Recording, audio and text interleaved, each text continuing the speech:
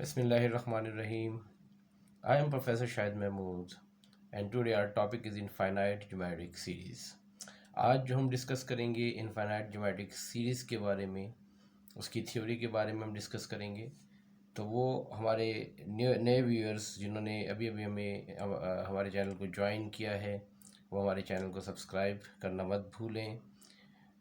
हमारी वीडियोस को ज़्यादा लाइक और शेयर कीजिएगा और बेल आइकन को प्रेस करना मत भूलिएगा ताकि हमारी नई आने वाली वीडियोस की नोटिफिकेशन आपको मौसूल हो सकें। और अगर आपको इस टॉपिक से मुतालिक कोई भी क्वेश्चन पूछना है तो आप कमेंट सेक्शन में कमेंट्स ज़रूर कीजिएगा। इंशाअल्लाह हम आपके कमेंट्स का जवाब भरपूर तरीके से देंगे। तो आइए चलते हैं हम अपने नेक्स्ट टॉपिक की तरफ, that is infinite geometric series. याद रखिएगा, इनफाइनाइट ज्योमेट्रिक सीरीज़ ये ज्योमेट्रिक सीरीज़ की ही एक्सटेंशन है हमारे पास, कि जब हम ज्योमेट्रिक सीरीज़ को इनफाइनाइट टर्म तक लेकर चले जाते हैं। जैसे कि हम पहले बता चुके हैं आपको, ज्योमेट्रिक सीरीज़ क्या होती है, ज्योमेट्रिक प्रोग्रेशन से जनरेट होती है।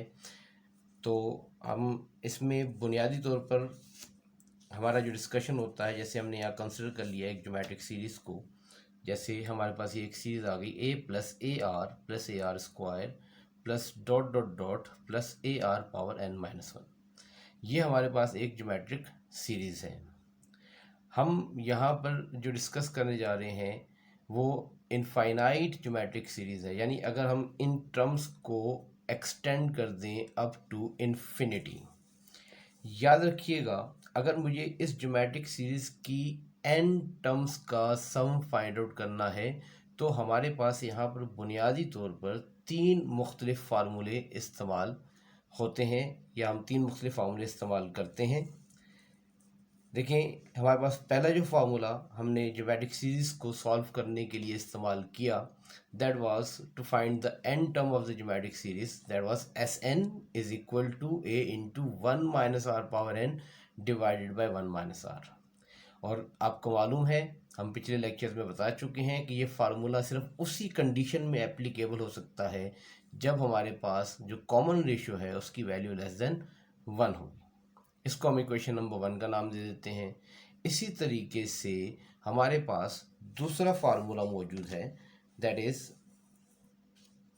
Sn is equal to a into r⁻n-1 divided by r-1। और ये फार्मूला हम इस्तेमाल करते हैं जब r की वैल्यू ग्रेटर देन 1 होती है, यानी मॉडुलस r हमारे पास ग्रेटर देन 1 होगा। कॉमन रेशियो अगर 1 से ज़्यादा होगा तो हम ये वाला फार्मूला इस्तेमाल करते हैं। ये पिछले क्वेश्चन में हम इसके परफॉर्म करके आ चुके हैं। इसको हमने इक्वेशन नंबर 2 का नाम दे दिया। और इसके बाद हमारे पास है तीसरा formula, and that is Sn is equal to Na। ये हमारे पास sum to the n term find out करने के लिए इस्तेमाल होता है किसी भी ज्योमेट्रिक सीरीज़ की। और इसकी कंडीशन ये है कि हम उस वक्त इस फार्मूले को इस्तेमाल करते हैं जब कॉमन रेशियो आपका 1 होता है। तो ये तीन हमारे पास केसेस हैं। एक, जब कॉमन रेशियो <1 होता है तो ये फार्मूला होगा, that is Sn is equal to a into 1 - r⁻n divided by 1 - r। दूसरा फार्मूला जो हम यूज़ करेंगे वो जब r ग्रेटर देन 1 होगा तो Sn is equal to a into r⁻n-1/r-1। And the third formula is कि जब r आपके पास इक्वल टू 1, कॉमन रेशियो 1 के बराबर हो, तो हम Sn is equal to Na use करते हैं। इसको हमने इक्वेशन नंबर 3 का नाम दे दिया। यहाँ पर हम ये हमारे पास तीन बुनियादी तौर पर ये केसेस आ गए। हम इन तीनों इक्वेशंस को अलग अलग डिस्कस करेंगे कि अगर हम इन टर्म्स को अप टू इन्फिनिटी, अगर हम ज्योमेट्रिक सीरीज को इनफाइनाइट टर्म तक एक्सटेंड कर दें तो हमारे पास उसके क्या रिजल्ट्स होंगे। तो आइए चलते हैं केस नंबर 1 की तरफ। केस नंबर 1 में हम सिंपली कंसिडर कर लेंगे equation number 1, that is Sn is equal to a into 1 - r⁻n divide by 1 - r, जिसके लिए कंडीशन हमारे पास मौजूद है कि r की वैल्यू <1 होनी चाहिए। अगर मैं इस ए को अंदर सिंपली इस इक्वेशन के अंदर मल्टीप्लाई करवा दूँ तो ये आ जाएगा हमारे पास, that is S N is equal to A minus A R power N divided by 1 minus R. Simply ये ए हमने अंदर इक्वेशन से मल्टीप्लाई कर दिया, that is A into A R power N, sorry A into one that is A minus A into R power N that is A R power N divided by 1 minus R आ जाएगा। और यहाँ पर अगर हम चाहें तो हम इसको दो हिस्सों में ब्रेक कर सकते हैं, जैसे एलसीएम ब्रेक करना कहते हैं हम, कि S N is equal to ये A divided by 1 minus R, इसको मैंने सेपरेट कर लिया, और इस 1 माइनस आर को मैंने इस टर्म के नीचे सेपरेट कर लिया, that is A R power N upon 1 minus R. तो ये हमारे पास ये जो फार्मूला था ये यहाँ से दो हिस्सों में ब्रेक हो गया, A upon 1 minus R minus A R power N upon 1 minus R, और इसको हमने नाम दे दिया इक्वेशन नंबर 4 का। तो आगे चलते हैं जनाब, ज़रा गौर से देखिएगा। हम यहाँ पर ये कह देते हैं जी कि हमें यहाँ पर फाइंड आउट करना है, we want to find the sum of infinite many terms of the given geometric progression. हमने इस ज्योमेट्रिक प्रोग्रेशंस की इनफाइनाइट टर्म्स का सम फाइंड आउट करना है। ठीक है जी, जैसे हमने कहा जी कि चूंकि mod of R less than 1 है तो ये आर पावर एन अप्रोच करेगा ज़ीरो को as N approaches to infinity. ज़रा इस कॉन्सेप्ट को समझने की कोशिश कीजिएगा। लेकिन जैसे जैसे चूंकि आर की वैल्यू लेस देन 1 है, 1 से छोटी वैल्यू, और एन हमारे पास यहाँ हम कह रहे हैं कि अप्रोच कर रहा है अप टू इनफाइनाइट, यानी जैसे जैसे मैं उसकी वैल्यूज़ को बढ़ाकर इन्फिनिटी की तरफ लेकर जाऊंगा तो ये आर पावर एन जो है ये अप्रोच करेगा ज़ीरो। इस बात को समझने के लिए हम इस एग्जाम्पल पे ज़रा गौर करते हैं। देखें, हमने एज्यूम कर लिया कि आर की वैल्यू 1/2 है, which is obviously less than 1, that is 0.5। हम कह देंगे कि ये लेस देन 1 है। तो अगर मैं 0.5 का स्क्वायर कर दूँ, ये आर है, ये उसकी पावर एन है, ये फ़र्ज़ कर लेते हैं ये एन नंबर ऑफ टर्म्स को शो कर रहा है। अगर मैं 0.5 का स्क्वायर लूँगा तो this will become what 0.25। With the help of calculator आप कैलकुलेट कर सकते हैं। अगर मैं 0.5 की पावर इंक्रीज़ करके 3 कर दूँ, आर वही है, पावर बढ़ गई, तो ये 0.125 आ गया। आप ऑब्जर्व कर रहे हैं, देखिए 0.5 से रिड्यूस होकर 0.25 हुआ, और जब मैंने दोबारा इसकी पावर 3 ली तो ये 0.125 हो गया। जब मैंने इसकी पावर 4 ले ली 0.5 की तो ये 0.0625। अगर आप ऑब्जर्व करें तो ये वैल्यू डिक्रीज हो रही है। और इसी तरीके से चलते चले जाएं, मैंने ज़्यादा लंबी चौड़ी बात नहीं की, मैं यहाँ पर 0.5 की पावर 10 शो किया with the help of calculator. जब आप इसको कैलकुलेट करेंगे दिस विल बिकम व्हाट 0.000976। तो आप क्लियरली ऑब्जर्व कर रहे हैं कि जैसे जैसे ये आर की पावर, ये जो एन है, ये हमारे पास बढ़ रही है, ठीक है, तो ये वैल्यू अप्रोच कर रही है ज़ीरो की तरफ, बढ़ रही है ज़ीरो की तरफ। अब देखिए, मैं अभी यहाँ पावर 10 तक पहुँचा हूँ, जब मैं इस पावर को अप टू इन्फिनिटी लेकर जाऊँगा तो यहाँ पर ये वाली वैल्यू ज़ीरो में कन्वर्ट हो जाएगी। जैसे जैसे वैल्यू बढ़ गई आपके पास, यहाँ पर ये अप टू इन्फिनिटी जाएगा, वैसे वैसे ये वाली वैल्यू ज़ीरो हो जाएगी। तो यही चीज़ को हम यहाँ मेंशन कर रहे हैं कि ये जो आर पावर एन है, ये देखिए ये आर है, ये उसकी पावर एन है। हम कह रहे हैं कि ये ज़ीरो की तरफ बढ़ रहा है जैसे जैसे एन, यानी ये जो पावर है इनफाइनाइट की तरफ बढ़ रहा है, यानी मैं इसको बढ़ाता जा रहा हूँ। जब मैं इसको इनफाइनाइट तक लेके जाऊँगा तो ये कंप्लीट वैल्यू जो है वो क्या बन जाएगी, ज़ीरो बन जाएगी। तो यहाँ पर इसी कॉन्सेप्ट को हमने यहाँ मेंशन किया है कि R power N approaches to, ये जो एरो है ये अप्रोचेस टू या टेंस टू को रिप्रेजेंट करता है। जब आप सेकेंड ईयर में कैलकुलस पढ़ेंगे तो इसमें आपको इसका इस्तेमाल बहुत ज़्यादा मिलेगा। तो यहाँ हम ये कह रहे हैं कि जैसे ही ये अप्रोच करेगा ज़ीरो को, ठीक है, ये कब अप्रोच करेगा ज़ीरो को, जब एन आपका अप्रोच करेगा इनफाइनाइट को। तो इसका मतलब क्या हुआ, इसका मतलब ये हुआ कि अब हमारे पास ये जो इससे पहले इक्वेशन आई थी उसके दो हिस्से थे, ठीक है। इसमें एक हिस्सा हमारे पास था A R power N upon 1 minus R. तो अगर ये r पावर n ज़ीरो हो जाता है तो this complete term will convert into zero, ये आपकी पूरी टर्म जो है वो ज़ीरो बन जाएगी।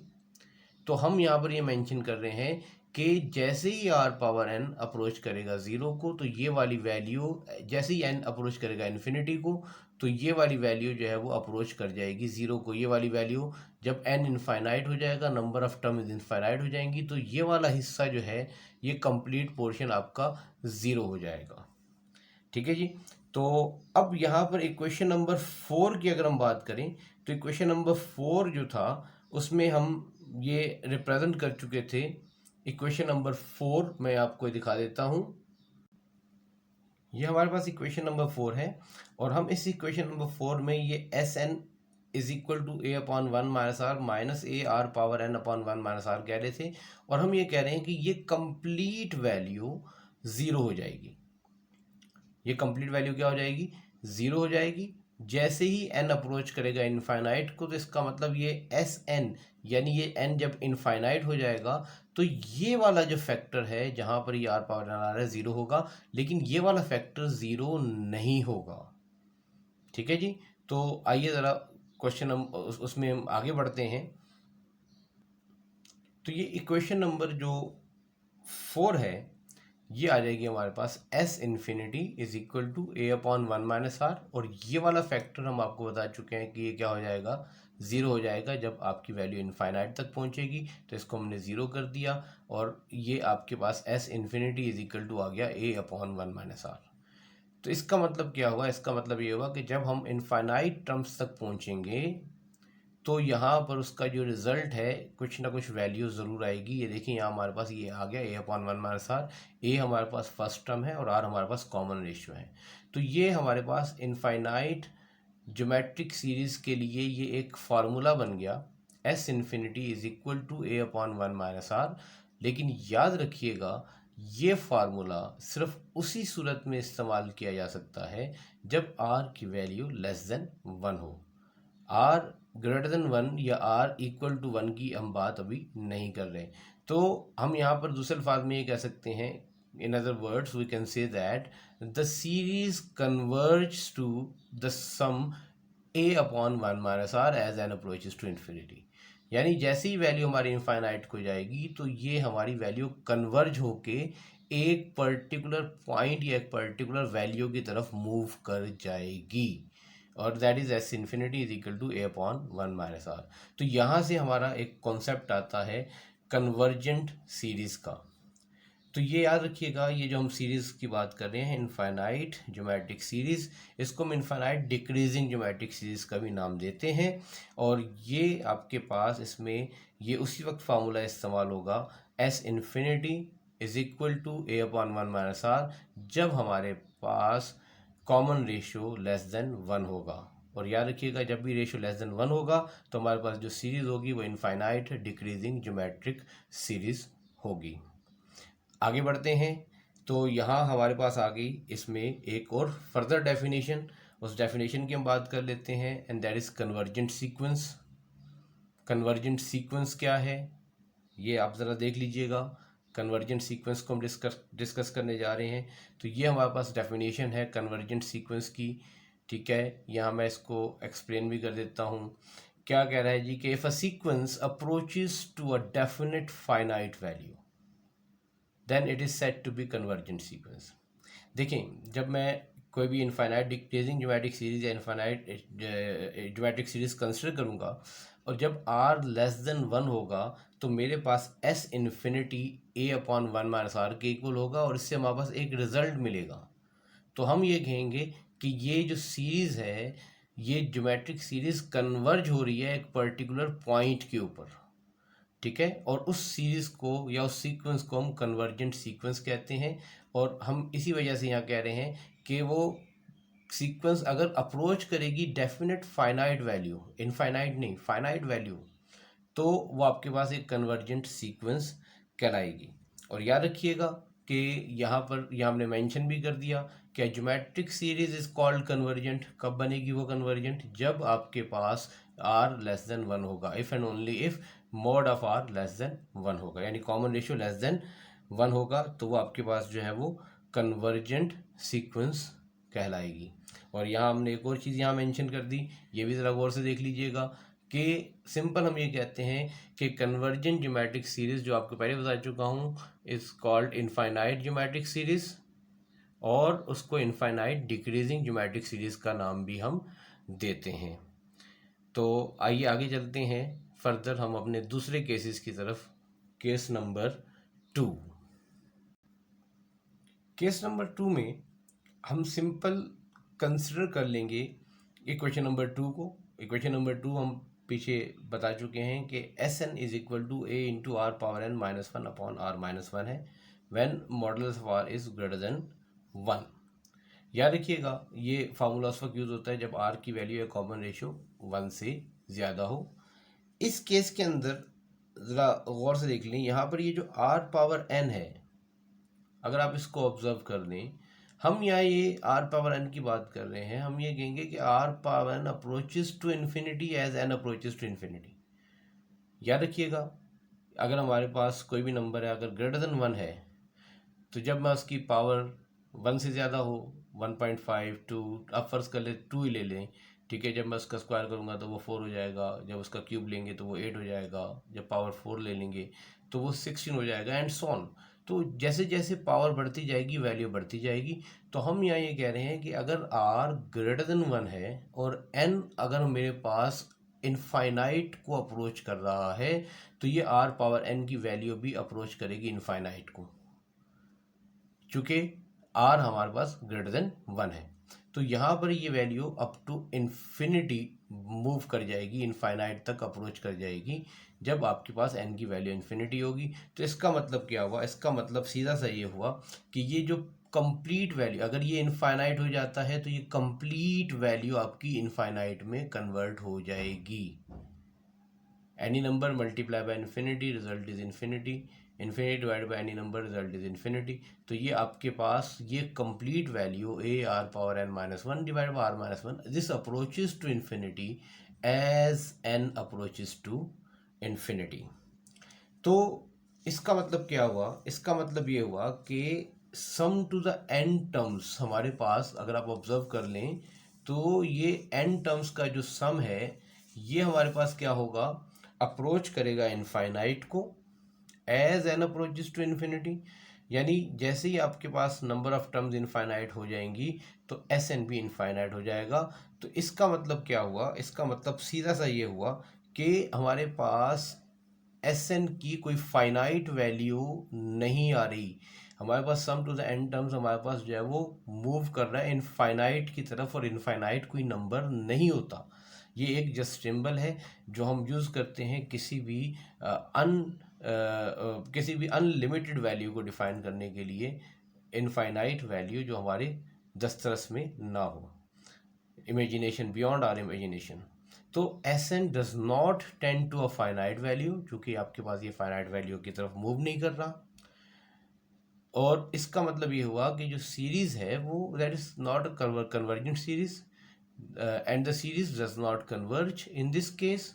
तो यहाँ पर हम सिंपल ये कहेंगे कि वो जो सीरीज है जो कि कन्वर्ज नहीं कर रही है तो वो डाइवर्ज कर रही है। हम इसको यूँ भी समझ सकते हैं, कन्वर्ज का मतलब होता है कि किसी पॉइंट की तरफ बढ़ना, डाइवर्ज का मतलब होता है फैलना। कन्वर्ज सुकड़ना कह सकते हैं आप, डाइवर्ज को कहते हैं फैलना। तो आपकी जो वैल्यू होगी यहाँ पर ये जो सीक्वेंस बन जाएगी वो डाइवर्जेंट बन जाएगी। तो लिहाजा यहाँ पर हमारे पास अगर आर की वैल्यू या कॉमन रेशियो ग्रेटर देन 1 होगा तो एन टर्म्स का जो सम होगा किसी भी ज्योमेट्रिक सीरीज का, उसकी इनफाइनाइट ज्योमेट्रिक सीरीज का सम इनफाइनाइट होगा। हमें उसके लिए कैलकुलेशन में जाने की ज़रूरत ही नहीं है। तो इसके साथ ही हमारी एक और डेफिनेशन आ जाती है फिर, दैट इज डाइवर्जेंट सीक्वेंस। तो डाइवर्जेंट सीक्वेंस की हम डेफिनेशन फिर इसको सामने रखते हुए क्या करेंगे? हम सिंपल ये कहेंगे कि a sequence which does not approaches to a definite finite value then it is said to be a divergent sequence. अगर वो डेफिनेट फाइनाइट वैल्यू की तरफ अप्रोच नहीं करेगा तो वो हमारे पास डाइवर्जेंट सीक्वेंस कहलाएगा। तो इसी के साथ हमारे पास जो है ना ये केस भी मुकम्मल हो गया। तो अब हम चलते हैं नेक्स्ट केस नंबर 3 की तरफ। तो केस नंबर 3 को आप ऑब्जर्व कर लीजिएगा।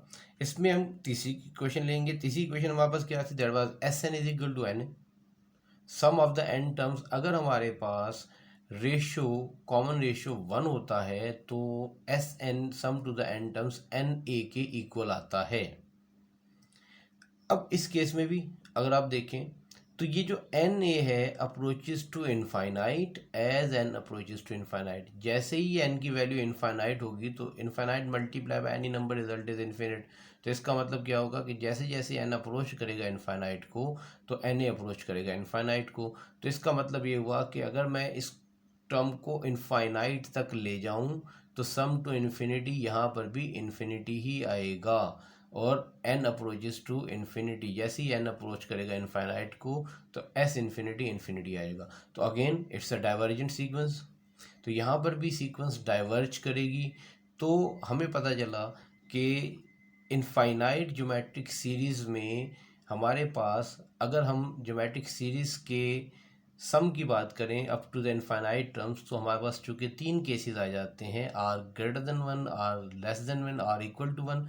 तो याद रखिएगा, जब कभी भी रेशो इक्वल टू 1 होगा या रेशो ग्रेटर देन 1 होगा तो दोनों सूरतों में हमारी जो infinite decreasing infinite geometric series जो होगी वो डाइवर्ज हो जाएगी या डाइवर्जेंट सीक्वेंस कहलाएगी। और जब आर या कॉमन रेशियो हमारे पास लेस देन 1 होगा तो हमारी जो सीक्वेंस होगी वो कन्वर्जेंट कहलाएगी। और उसके लिए हमारे पास फार्मूला आ गया जो हमने ड्राइव किया, that was S infinity is equal to, ये हमारे पास फार्मूला था, ठीक है, S infinity is equal to A upon 1 minus R. तो ये फार्मूला हम यूज़ करेंगे जब हम बात करेंगे कन्वर्जेंट सीक्वेंस की। तो याद रख लीजिएगा, यहाँ पर फाइनल हमने इसको यहाँ ये सम अप कर दिया कि जब कभी भी आपके पास रेशियो लेस देन 1 होगी then the geometric progression is convergent and it is called infinite decreasing geometric series और इनफाइनाइट ज्योमेट्रिक सीरीज। और जब कभी भी रेशियो ग्रेटर देन 1 होगा या रेशियो इक्वल टू 1 होगा then the geometric progression is divergent. तो उम्मीद है आप लोगों को ये टॉपिक समझ में आ गया होगा। तो इंशाल्लाह नेक्स्ट जो हमारा इस लेक्चर होगा उसमें हम इनफाइनाइट डिक्रीजिंग ज्योमेट्रिक्स से रिलेटेड क्वेश्चंस को डिस्कस करेंगे। तब तक के लिए हमें इजाज़त दीजिए। अल्लाह हाफिज़।